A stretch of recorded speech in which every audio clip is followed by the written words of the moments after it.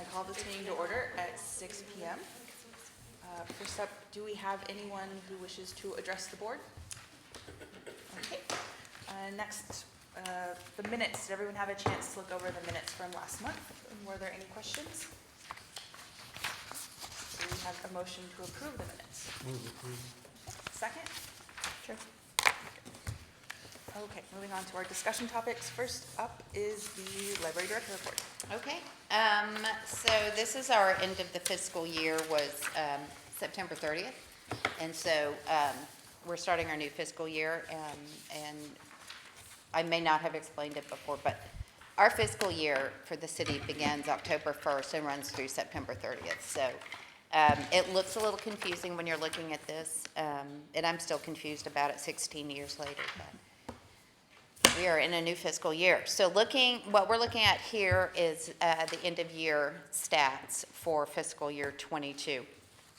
And they're not that bad.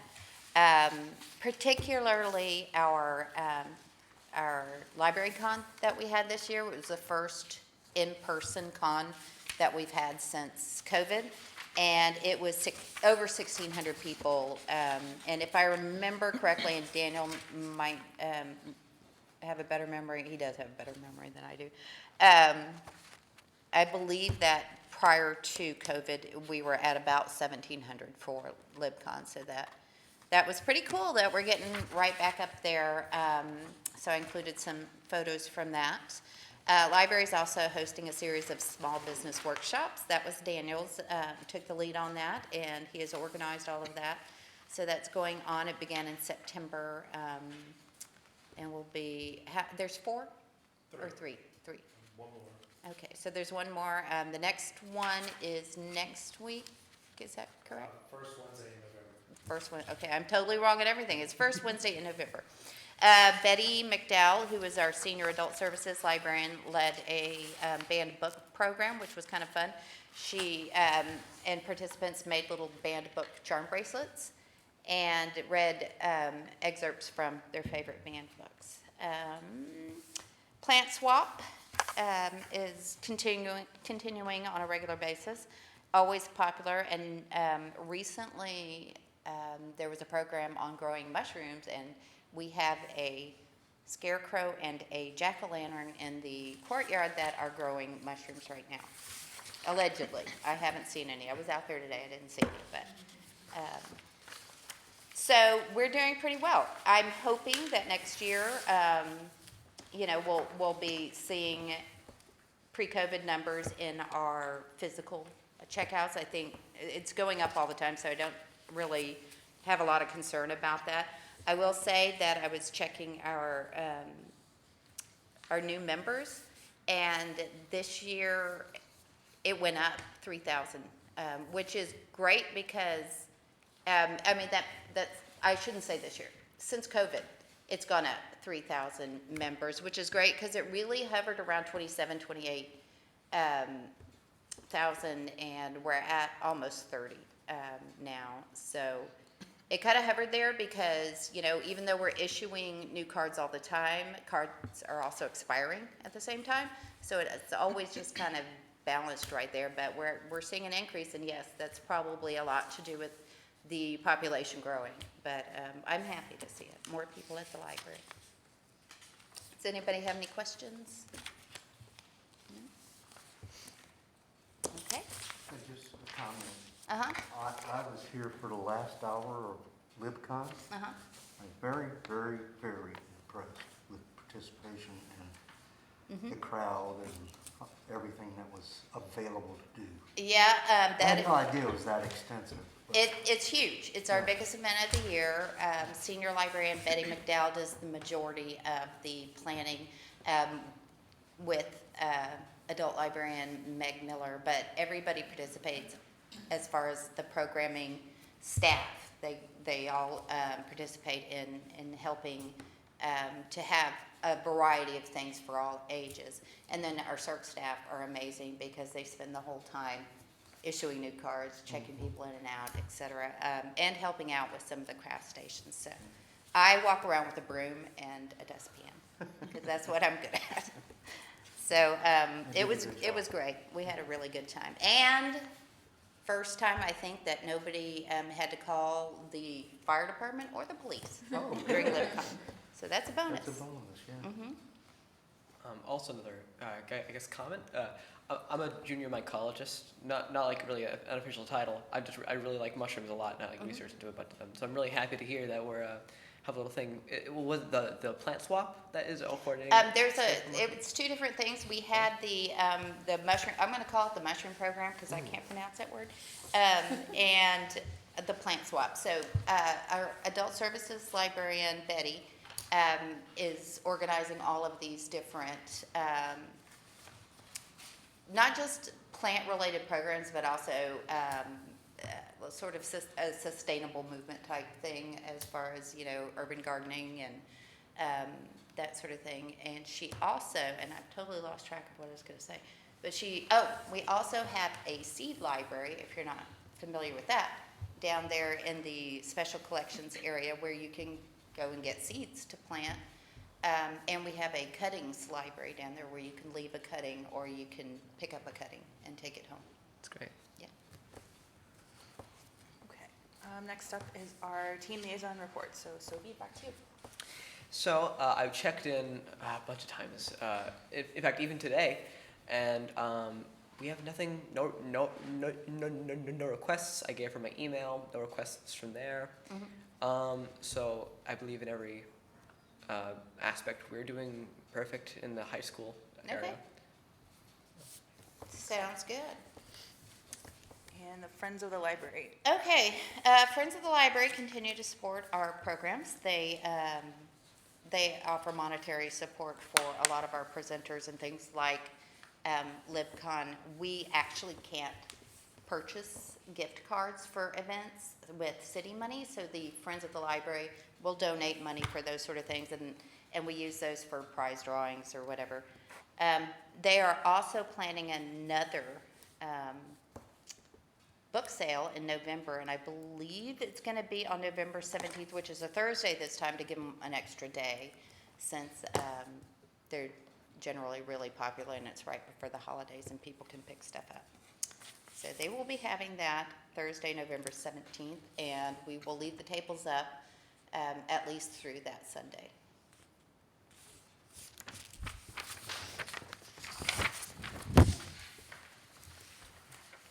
Okay, so now we're moving into discuss and considering action, and our first item up is the application for a student liaison position. Okay, and that should be in your packet, and that is the application for Mars.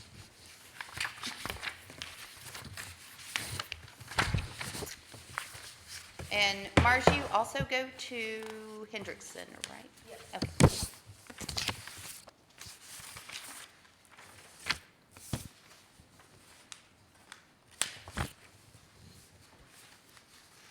Does the board have any questions for Mars?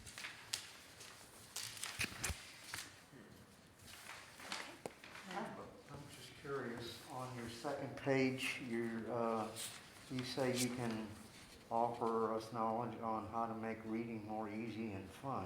Do you have any, can you give us a few hints as to what sort of ideas you have? Just because I know a lot of people, I have learning disabilities, like for reading and writing, and I know that reading for me as a kid wasn't as fun. It was something that I definitely did not like. Like school would try to give me books to read, and I definitely did not like doing that. So just I have more ideas to make reading just more interesting for kids, who don't particularly have an interest in reading. And one thing that you guys, and I think it is all ages, that you guys could take back to your schools is we have a program called Hooves and Read. I'm sure you've heard of Pause and Read, where you can go and read to a dog. We have mini horses, which you can come read to, and they're a non-judgmental audience. So if you know kids at school that need to practice reading or reading out loud, they're more than welcome to come to our Hooves and Read program. And it's on Saturdays. It's not every Saturday. I'll have to check the the schedule, but I'll send that out to you. I mean, it's many horses. I want to come read to you. My husband came to the last mini horses thing. Yeah? I actually have a small question. So, also on second page, I believe in the same question that I just talked about, but it's the second line. So they could provide insight on what might be good for children to get interested in reading. What in like your life as a dyslexic person or a person like with disabilities has helped you get interested into engaging in any reading? Well, just it not having it like forced on me, like it being like you have to read, like this is very important for, and like just being like forced like on a specific type of book, instead of like what was really helpful is like sort of like the advertisements for like the book fair, instead of like explaining it like as an like bunch of pages, like picture books really got me into reading, because even though I was like so old, like my mom took like my comic books away, but like that's what got me into reading, like seeing the visuals and stuff. So that is like more of an insight, like even if you are too old for a book, even going like at a younger reading level, that it can be helpful to get people into reading. Yeah, and that's an excellent point. We have books that we call everybody books, and they are books for every age, and they are picture books with little text, because we do have a lot of people who have reading disabilities, or maybe this is not their native language, and it's a lot. I'm trying to learn Spanish right now. I know I've lived in Texas my whole life and I should know it, but I'm a horrible person and I don't. So I'm trying to learn it right now. And reading children's books in Spanish is hugely helpful for me. So, everybody books. Martha, one last question. What types of community service or have you done? Well, I was in Girl Scouts for a bit, but I did quit because I moved. But I did help at, we helped collect canned foods and give it to a shelter and stuff like that. We helped fold and sort out clothes and stuff, and we helped raise money for certain organizations in Girl Scouts.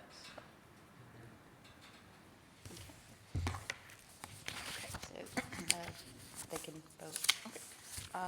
Nice. So we'll take a vote on approval of Mars's application. Need a motion? We have a motion to vote then? Yeah, Okay. I'll move. Second? Sure. All those in favor? Opposed? Okay. No? Congratulations. I'm sorry, Holly, I just realized that you are still labeled as an alternate. You're not anymore. Oh, quickly, excuse me for interrupting. I did send out a notice to those whose applications are expiring, so please get your applications in to the city secretary. If you have any questions, let me know. Okay. Next up is the 5-year plan. That should be also included in materials. Yeah, and lucky for you guys, I only included the first 6 pages because that's the only changes that were made between now and the last time that you looked at them. If anybody needs one, I have extras. So these were just entering the end of year stats. There are no other changes other than the graphs, and in the text I added the end of year numbers. So all that is left for you guys to do, of course, take your time reading it over, is to vote to approve or not the 5-year plan, and we'll be done with that. Do you have an extra copy? I do. Thank you. While we're on the subject of the 5-year plan, and I believe I mentioned this before, our budget was approved back in September, and we will be moving forward with the RFID and the, hopefully, the checkout locker that we had discussed during our 5-year plan. So that locker, I've been talking to the director of the Parks Department about maybe putting it over at the lake. I'm trying to, I would like it on the east side because we don't have a physical presence over there. So we're discussing.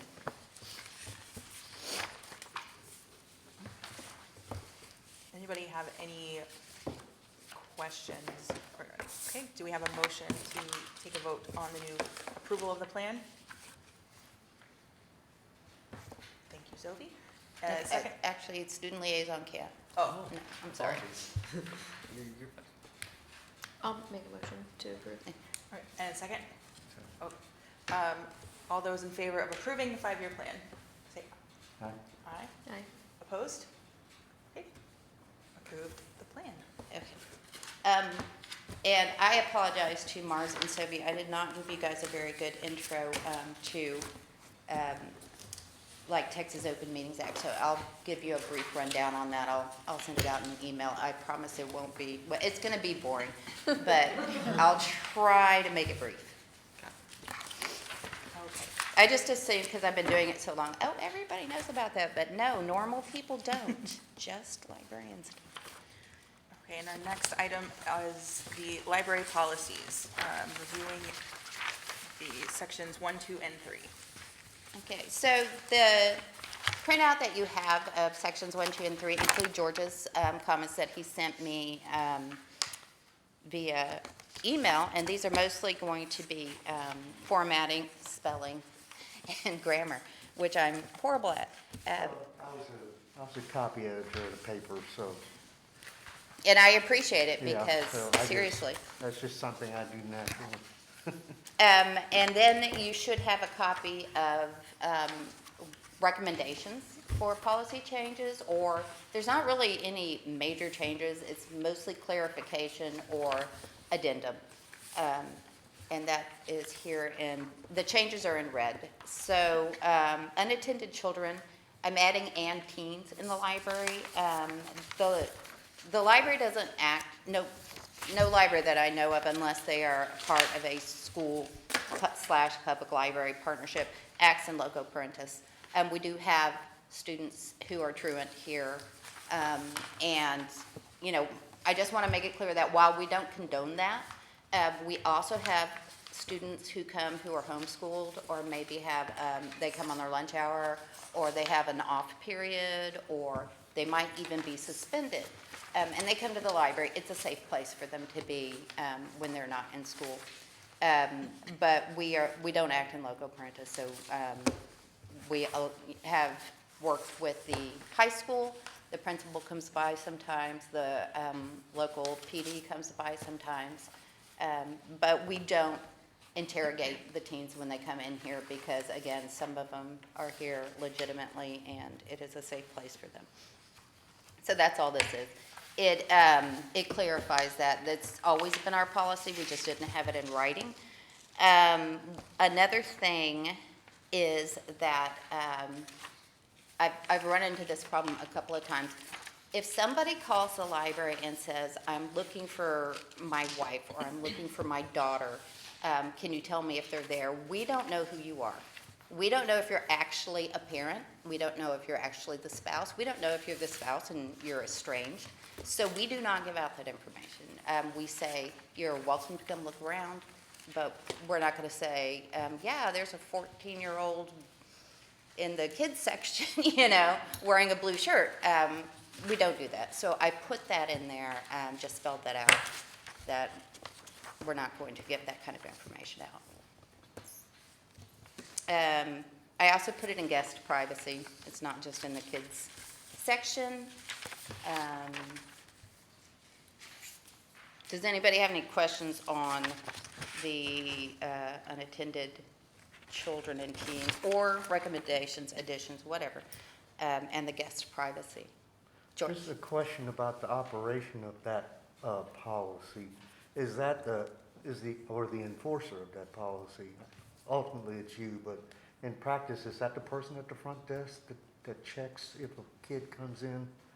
We do not Okay. check a Okay. child's ID, school ID, or because they often will have legitimate reasons for being here. And part of our policy is use of the library as private. We work with the school and by allowing them to come in and bring their officers in or whatever. But we don't interrogate the kids when they come in No. because it's off-putting. No, I was really Yeah. specifically talking about unattended kids, And underage. under, like, smaller children. Yeah, unsupervised or Um, unattended. Yeah, if we notice a younger child is unattended, for an extended period of time, often they're just there with a sibling or they're there with a parent. Then we ask the child if their parent is there. And we really don't have a lot of problems with people dropping their kids off here. We did, when I first started working here, that was a big problem. Daycare was expensive. And in the summertime, often people would think that this was a good and safe place to drop their kids off. And while, of course, we try and make it a safe place, no public space is a good place to just drop your 8-year-old or your 6-year-old, you know. But, so we do ask the child if the parent is not obviously around or the caregiver.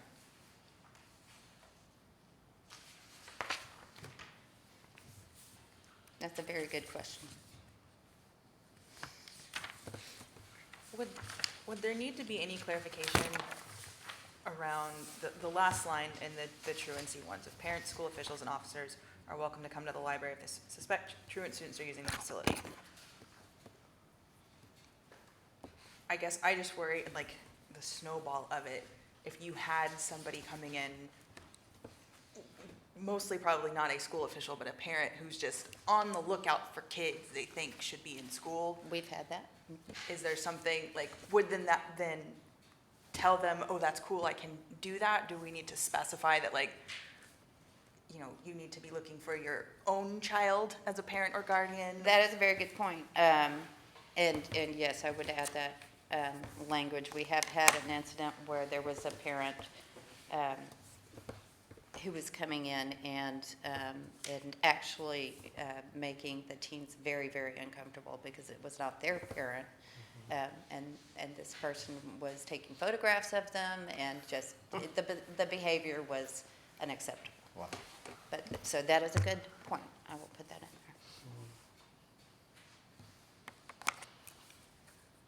Yeah, I mean, you can't say that, you know, like other people aren't welcome, maybe just taking that last sentence out would be, Which one? like you don't want it to sound exclusionary either, because people are welcome unless they're behaving poorly, but I'm sorry. like in that same sentence, just like, instead of specifying that they're looking for like their child, like, you know what I'm saying? You don't want it to sound like, unless you're looking for a kid, you can't come here, I guess.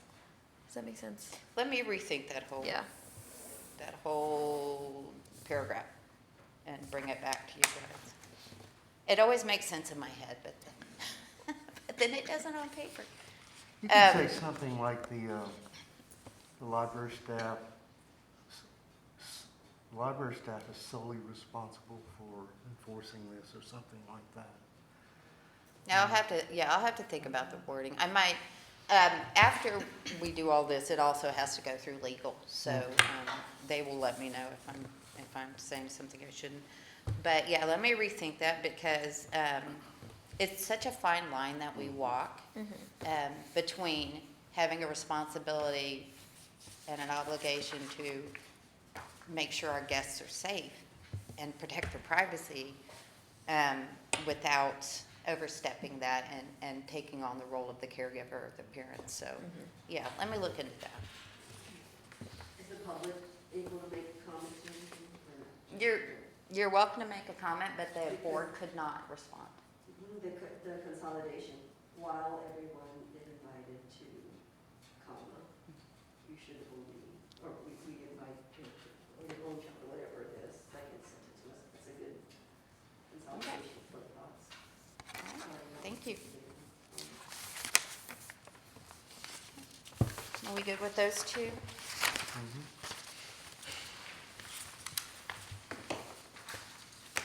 Oh, I think we already talked about, maybe we didn't, but borrowing materials, like, we've had instances where they came back, they had cockroaches in them, or they had bed bugs in them, and yes, we do. Oh we check.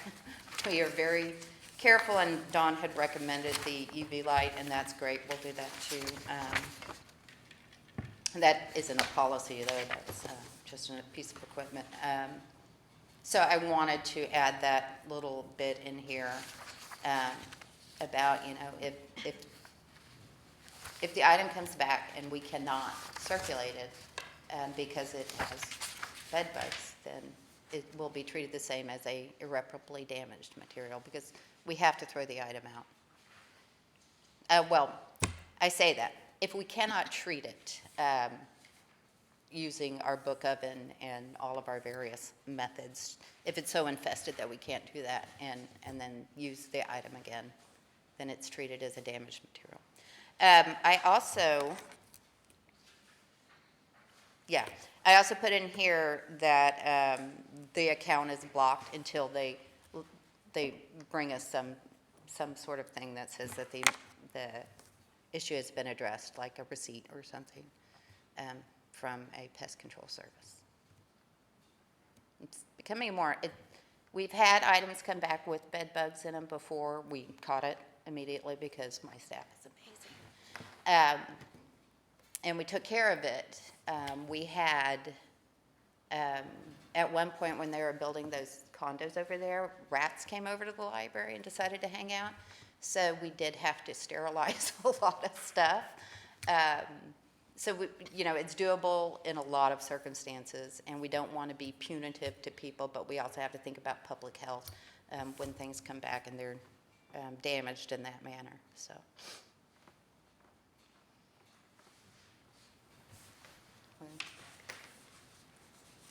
Ready to move on to 3.11, meeting rooms. This one, I know it looks weird, but initially our meeting rooms were reserved by just Pflugerville residents, but now that we charge for them, we wanted to open that out to anybody because they're paying for them anyway. So wanted to run that past the board. And again, you do not have to make decisions tonight. We will have a vote on the entire policy at the end of the whole. Is it the same cost as private? Yeah, resident and non-resident, it's the same. The difference in cost is between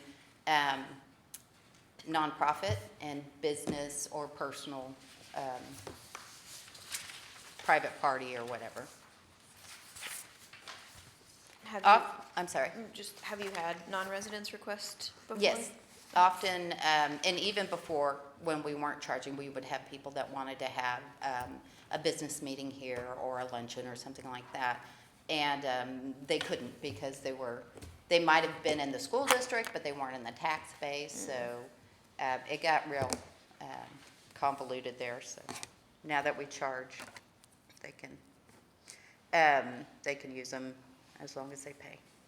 And honestly, it's not much. The business one and the private function ones, like a wedding reception, yes, those cost more. But some of the rooms are as low as $5 a use. It just depends on the size of the room.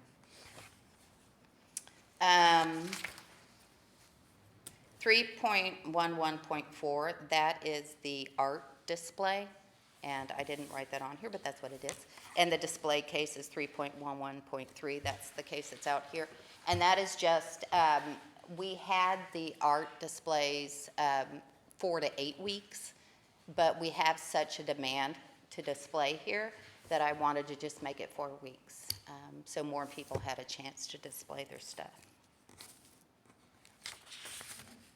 And then the 4.44 is actually not on the agenda. I'm sorry, that's for the next meeting. So that's where we start getting into the meaty policies about library materials, etc. But those are my recommendations for the first 3. I want to give you guys plenty of time to look over the policy manuals and then look over the recommended changes so that you have a really good idea of what's already in there and what I'm proposing before having to make a decision on it. So, any questions? I noticed on Page 12, there's just a misspelling of equipment in the disclaimer paragraph in the second line.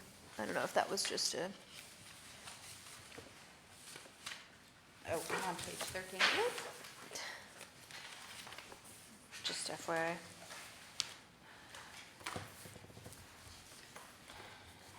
Second line, page 12. Yeah, in the disclaimer paragraph. Oh, okay.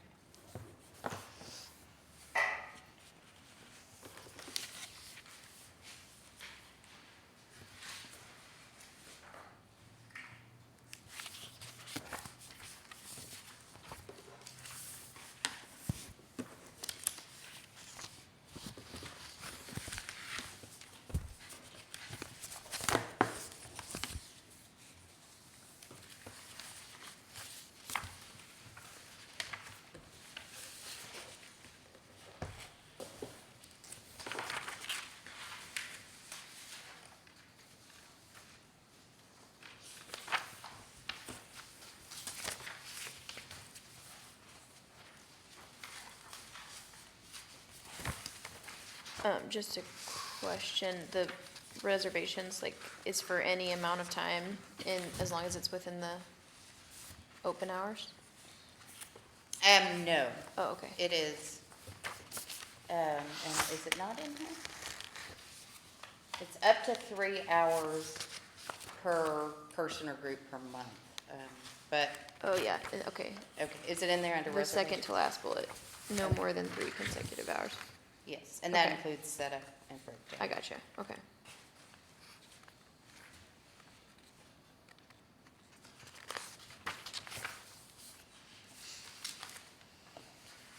Oh, I think we don't do the keys and stuff anymore, right? No, we don't, so we should take that out. Yeah. We used to ask for their keys or their, because we didn't charge for it, keys or their driver's license, until they, were done with the room. And then, they would come pick them up, but we don't have to do that anymore.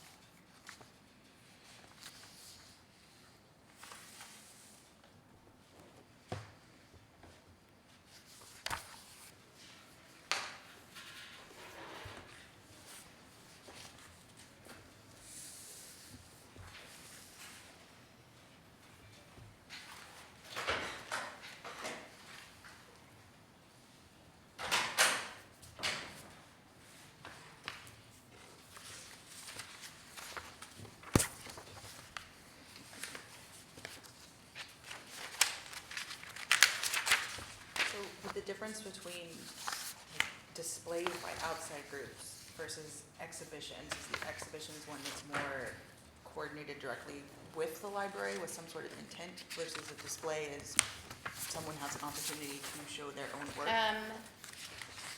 That's a good question. We do have exhibits often that, recently we had one on African-American children's books, and that's usually coordinated by the library staff. We do have artists that come in and do a full exhibition. So, yeah, I should clarify. Let me figure that one out and get back to you guys on that, but it's confusing. I should clarify that one is staff and one is not. We have not had anybody complain about the artwork displayed here. We are a limited public forum, so we start getting into some real legalese, I guess, or legal, what is the word I'm looking for, liability, when we're talking about a limited public forum and free speech. So I should probably bring something on that also. I'll ask legal on that limited public forum. So that means things like we can't tell a group that they can't meet here because of their religion. or, you know, we can't tell a group that they can't meet here because of their politics, because it is a limited public forum. But within that, you know, there can't be disruption to services, there can't be obscene language, that sort of thing, so.